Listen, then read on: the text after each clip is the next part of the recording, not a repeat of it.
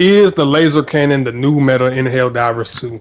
I'm going to tell you up front right now, the laser cannon is definitely giving the railgun a run for his money when it comes to facing off against the bots. A lot of times with the laser cannon, if you can put that beam right in between their eye hole or right there on their head, a lot of times, man, you gonna drop them robots so fast. Now, yes, the railgun is still a great option to choose, but by the railgun being a weapon that needs to be constantly reloaded, and you're going to be flying through resupplies using the railgun, especially against the bots. Now, the bugs is a different story. I'm using the railgun against the bugs, and I'm using the laser cannon against the bots.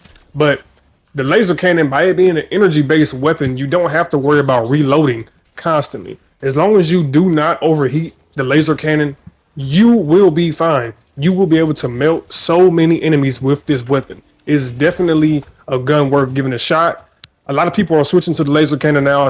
I see people running the laser cannon against bugs now because the railgun was made so much weaker. A lot of people don't want to have to sit there and charge up the gun every single time they get ready to shoot a charger or a Biotitan or whatever they're trying to shoot.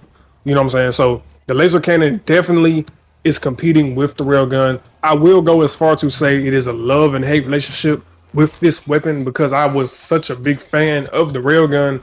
It doesn't feel right not running it. It almost feels like it's just something I'm doing wrong because I'm not using the railgun. It feels like I'm at a disadvantage, but in reality, the laser cannon is definitely up there with the railgun. Now the devs, the Helldiver 2 devs, they are balancing this game so people will use different types of weapons. Do I agree with it?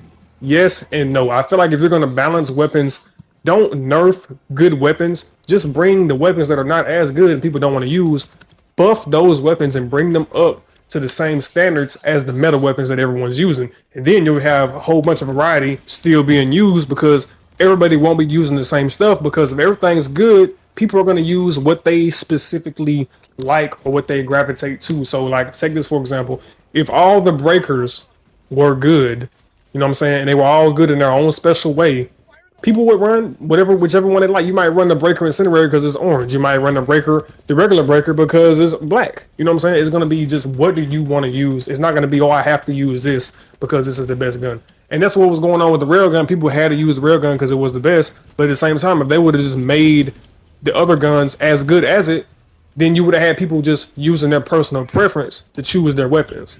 So yeah, I do not really agree with the way they're going about nerfing certain weapons and buffing some, but I feel like just make everything good. If everything's good, it'll be okay, because this is not a PvP game. Like, who's crying? The bots are not crying about it. The bugs are not crying about it. That way your game is as fun as possible. People get on here and you can use whatever they want, knowing that you're going to have a good time using it. You're not going to be at disadvantage.